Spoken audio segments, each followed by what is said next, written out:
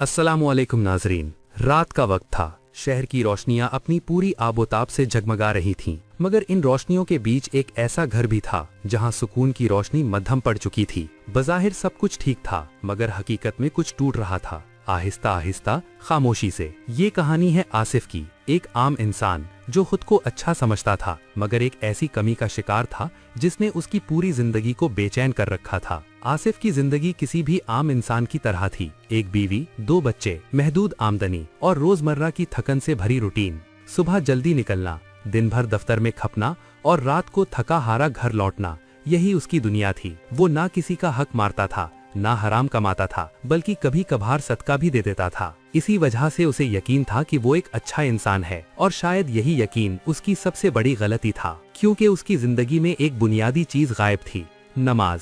फजर की अजान होती तो वो नींद की चादर और मजबूती से ओढ़ लेता। जोहर का वक्त आता तो काम की मसरूफियत आड़े आ जाती। असर के वक्त वो चाय के कप के साथ खड़ा होता, जैसे यही उसका सुकून हो। मगरिब की अजान ट्रैफिक के शोर में दब जाती और इशा तक वो टीवी और मोबाइल की दुनिया में खो जाता। दिन गुजरते रहे, मगर नमाज उसकी जिंदगी में कभी शामिल ना हो सकी। उसकी बीवी हरीम सब कुछ देखती थी। वो ज्यादा बोलती नहीं थी, मगर उसकी आंखों में एक खामोश फिक्र हमेशा मौजूद रहती थी। कई बार वो आसिफ को नरमी से कहती, कभी नमाज का भी ख्याल कर लिया करें, मगर आसिफ हर बार यही जवाब देता, मैं थका होता हूँ, हर बात यही बात क्यों करती हो। आसिफ को लगता था कि वो गलत नहीं है, उसके नजदीक अच्छा इंसान होना ही काफी था। वो सोचता था कि ना वो चोरी करता है, ना झूठ बोलता है, ना किसी को नुकसान पहुंचाता है, तो फिर नमाज ना पढ़ने से क्या फर्क पड़ता है। मगर वो ये नहीं जानता था कि यही सोच आहिस्ता आहिस्ता उसकी जिंदगी की बुनियादें हिला रही है। फिर वक्त ने करवट ली और मसाइल ने दरवाजा खटखटाना शुरू कर दिया। सबसे पहले उसकी तनख्वाह कम हो गई। कंपनी के नए मालिक ने सबकी सैलरी काट दी।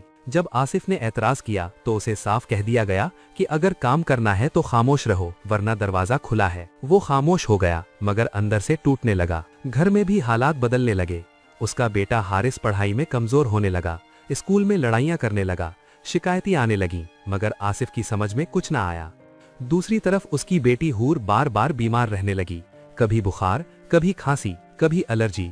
डॉक्टर के चक्कर बढ़ते गए, मगर बीमारी की कोई वाज़ेह वजह ना मिलती। घर के अखराजात बढ़ रहे थे, आमदनी कम हो रही थी और सुकून कहीं खो गया था। एक दिन हरीम ने हिम्मत करके कहा, घर में बरकत नहीं है। आसिफ ने फौरन जवाब दिया, तनख्वाह कम है इसीलिए। हरीम ने आहिस्ता से कहा, बरकत अल्लाह देता है, और जहां उसकी इबादत ना हो वहां बरकत नहीं होती। ये अल्फाज आसिफ के दिल को छू तो गए, मगर उसने फिर भी खुद को समझा लिया। एक रात वो देर तक जागता रहा। उसके जहन में एक सवाल बार बार आ रहा था, क्या वाकई नमाज से फर्क पड़ता है। आखिर उसने फैसला किया कि वो नमाज शुरू करेगा। अगली सुबह फज्र के वक्त वो उठा, वुजू किया, ठंडा पानी उसके चेहरे से टकराया, मगर नींद अभी भी बाकी थी। वो मुसल्ले पर खड़ा हुआ, मगर दिल कहीं और था। अल्फाज भूलने लगा, तवज्जो ना रही, जिस्म बोझल था। उसने किसी तरह नमाज मुकम्मल की, मगर दिल मुतमईन ना हुआ। 2 दिन, 3 दिन, फिर वही पुरानी आदतें लौट आईं। फिर एक ऐसा लम्हा आया जिसने उसे अंदर से हिलाकर रख दिया। उसके बेटे ने साफ कहा, मुझे नमाज पढ़ना अच्छा नहीं लगता।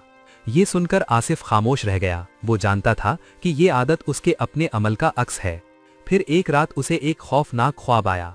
वो खुद को कब्र में पाया, चारों तरफ अंधेरा, घुटन और एक आवाज जो उसके दिल को चीर रही थी, ये अजाब इसलिए है कि तूने नमाज नहीं पढ़ी। वो घबरा कर उठ बैठा, पसीने में भीगा हुआ, दिल तेजी से धड़क रहा था, मगर सुबह होते ही वो फिर दुनिया की उलझनों में खो गया। इसी कश्मकश में एक दिन उसके हाथ एक किताब आई। उसमें लिखा था कि नमाज छोड़ना अल्लाह के हक को छोड़ना है, और जो सजदा ना करे वो शैतान के रास्ते पर है। ये पढ़कर उसके हाथ कांप गए। वो फौरन मस्जिद गया और इमाम साहब से मिला। इमाम साहब ने उसे समझाया कि नमाज कोई जादू नहीं जो फौरन सब कुछ बदल दे। ये एक अमल है, एक ताल्लुक है जो वक्त के साथ मजबूत होता है। उन्होंने कहा, जैसे दरख्त को फल देने में वक्त लगता है, वैसे ही नमाज का असर भी सब्र से जाहिर होता है। ये बात उसके दिल में उतर गई। उसने फैसला किया कि अब वो आहिस्ता आहिस्ता खुद को बदलेगा।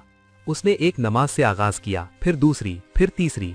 शुरू में सब कुछ वैसा ही था, मसाइल भी, थकन भी, परेशानियां भी, मगर इस बार वो रुका नहीं। चंद हफ्तों बाद उसने महसूस किया कि कुछ बदल रहा है। बेटे का रवैया बेहतर होने लगा, बेटी की सेहत संभलने लगी, और घर के माहौल में एक अजीब सा सुकून आ गया। उस रात जब वो नमाज के लिए खड़ा हुआ तो पहली बार उसका दिल नर्म था, आंखों में नमी थी और दिल में सुकून। तब उसे एहसास हुआ, नमाज का फायदा ये नहीं कि मसाइल फौरन खत्म हो जाएं, बल्कि ये है कि इंसान का अपने रब से ताल्लुक मजबूत हो जाए। और जब ये ताल्लुक मजबूत हो जाए तो फिर जिंदगी खुद ब खुद संवरने लगती है। और नमाज की बरकत से अल्लाह ताला अपने बंदे की मुश्किलात दूर करना शुरू कर देता है। और फिर एक वक्त ऐसा भी आता है कि इंसान के दिल में बात होती है और अल्लाह उसे फौरी तौर पर पूरा कर देता है, लेकिन इसके लिए खुलूसे दिल से अल्लाह के हुजूर झुकना है और अज्जो इनकिसारी से खुद को नमाज में मशगूल रखना है। दुआ है कि अल्लाह ताला हमारी नमाजों में ऐसी अज्जो इनकिसारी पैदा फरमा दे कि हम दिल में सोचें और हमारा रब हमें अता कर दे। आमीन। मिलते हैं अगली वीडियो में, लेकिन जाने से कबल चैनल को सब्सक्राइब करें, वीडियो को लाइक करें और वीडियो को शेयर करें। अल्लाह हाफिज।